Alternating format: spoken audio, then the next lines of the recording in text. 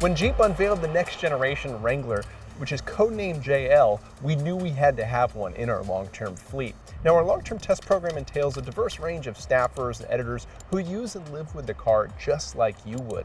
Now, we bought this Wrangler Rubicon in February 2018 for about $53,000, and since then we've put nearly 50,000 miles on it. We've done everything with this thing.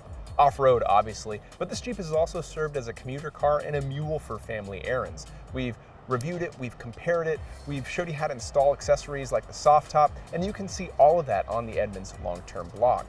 In this video, we're going to explain what worked, what didn't, and what you should know about owning one of these. We've owned two Wranglers in the past, a 2007 Unlimited Sahara 4x4 and a 2012 Sport 2-door. So this time we went straight to the Rubicon because it's one of the most capable off-roaders you can get new from the dealership. We were also curious to see how this new JL generation of the Wrangler, how much comfort it would add versus the previous Wranglers. They've been pretty notorious for not being the most comfortable cars on the road. Now, the Rubicon comes pretty well equipped. It has the 3.6 liter V6, you've got the 410 rear axle ratio, and you've got quite a bit of off-road hardware too. You've got heavy-duty Dana 44 front and rear axles, you've got electronically locking front and rear differential, you've got electronically disconnecting front and rear sway bars, you've got 17-inch wheels, 33-inch tires, rock rails, and on the list goes. Now, to that, we added a few creature comforts, like the 8-speed automatic transmission. Yeah, 6-speed manual is still standard. We got additional leather. We got the upgraded infotainment system. It's larger, has navigation, and so on. And we've also got blind spot monitoring, rear cross traffic alert. Now, later on during ownership, we added some more goodies like the Mopar grill and the additional off-road lights on top of the hood. As we ordered it, this car was pretty well equipped to do any kind of serious off-roading. But we also wanted to see how it would do day-to-day in Los Angeles during the monotony of a commute and while you're running errands. I mean, is it a true daily drivable Jeep Wrangler? And so how did that turn out? Well, it's much better in terms of drivability and comfort than previous Wranglers, but the driving experience is still definitely unique to Wranglers among new modern cars, let's say. Now, we love the V6 and we love the combination with the 8-speed automatic and the 410 rear axle ratio. What that all does is it gives you really quick feeling acceleration around town. This thing off from a start, when you lay into the gas pedal, accelerates way more quickly than you would expect from a Wrangler, and that's a boon, especially when you're in gridlock commuting, because you can navigate around traffic much more easily, and that also works because of the Jeep's pretty compact size. It's actually a pretty fun car to drive around in traffic.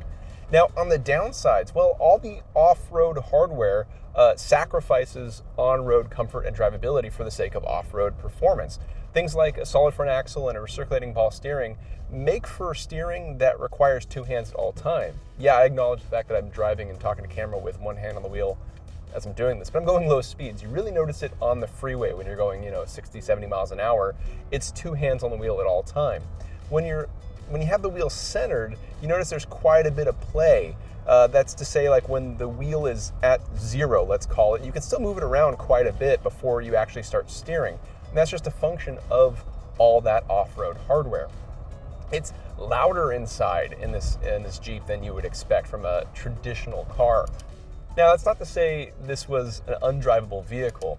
We put nearly 50,000 miles on it in 2 years.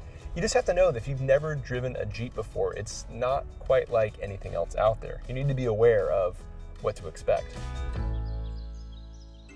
Okay, let's talk about the juicy stuff. What broke, what didn't, and just how was reliability overall. Starting with recalls, 2018 Jeep Wranglers had 9 recalls, but ours was only subject to 2 of them, and both involved this little thing called the powertrain control module. What is that? Well, it's a little computer box that controls the engine and transmission. Fixes involved either replacing it or recalibrating it, and were performed alongside normal service intervals like an oil change. Let's talk warranty repairs, and there was only one issue. At about 35,000 miles, we experienced what we would describe as excess wandering from the suspension, and a quick visual inspection revealed a leaky shock. Being just 1,000 miles away from the end of our bumper-to-bumper warranty, we quickly took the Jeep to a dealer who found 2 more leaky shocks. That's 3 leaky shocks total, which were replaced under warranty. The 4th one was fine, so the dealership wouldn't replace it even after we took it up with the warranty claims department, but because the 4th shock was functioning fine, it would stay.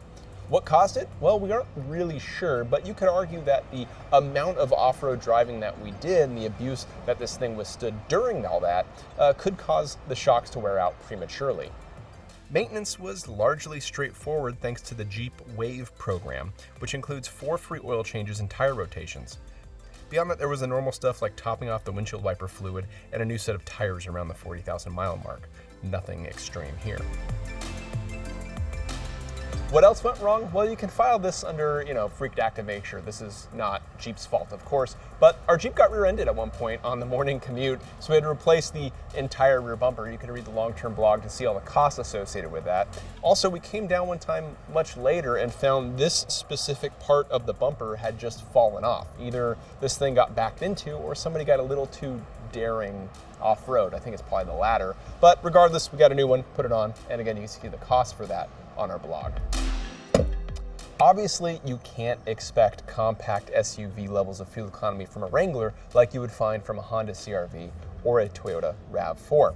Now, over 50,000 miles, roughly, of driving, we averaged 17.5 mpg from the Wrangler Rubicon. The EPA's rating is 20 mpg combined, so why the difference? Well, presumably the EPA got its fuel economy rating from the Sport or Sahara Wranglers.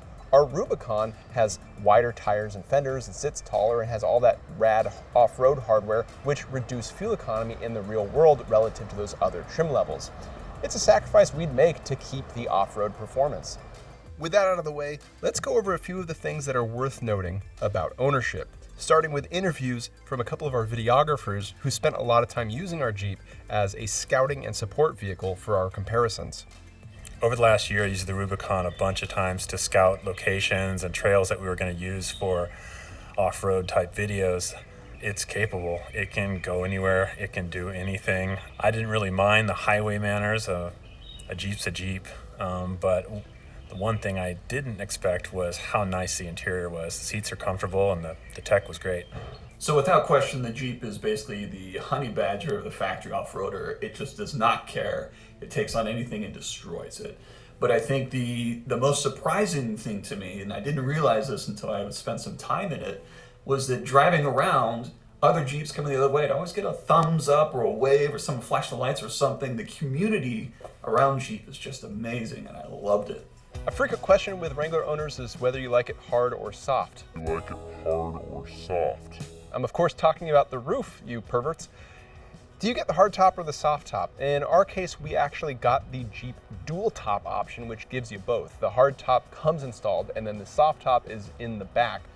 We installed the soft top, but put the hard top back on not too long afterwards because the soft top makes the interior a lot louder, and ours started leaking in air and whistling on the freeway, which is pretty undesirable.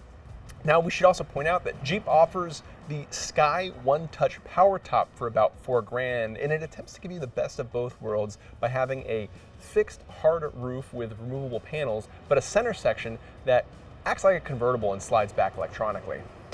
Everybody on staff universally liked this entertainment display system. Quick to react, easy to read.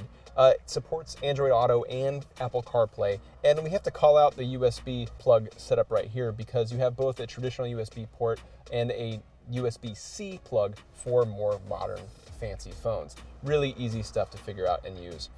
Special mention goes to these auxiliary buttons down here. You may not notice them unless you pay the $800 for the, what's it called? The Trailer Tow and Heavy Duty Electrical Group. And again, $800. These are a huge boon for people who want to install aftermarket electronic accessories like the lights we put on the hood. The mechanical installation is what it is. This was actually pretty easy for us. What makes these switches so great is how they're integrated into the screen here. You can control how each switch operates. Should the button activate when you press it and then deactivate as soon as you let it go, or should it stay on when you press it and release it? Should the power source come from the battery or the ignition? Should it remember the setting it was left in when you turn the car off? This makes installing aftermarket electronic accessories really, really easy, so we greatly enjoyed having that on this car.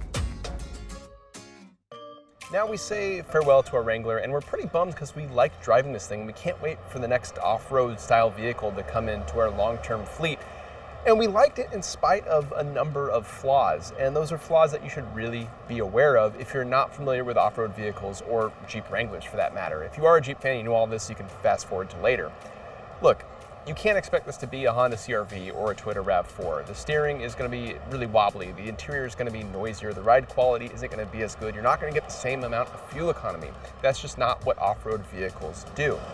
But if you do want an off-road vehicle, there are few that do it better than the Wrangler new from the dealer lot. And that's what makes it so compelling. We put nearly 50,000 miles on this thing in 2 years, and that's because the Wrangler does what all vehicles should do. It inspires you to drive it more. And as for what's next, you'll just have to keep watching to find out.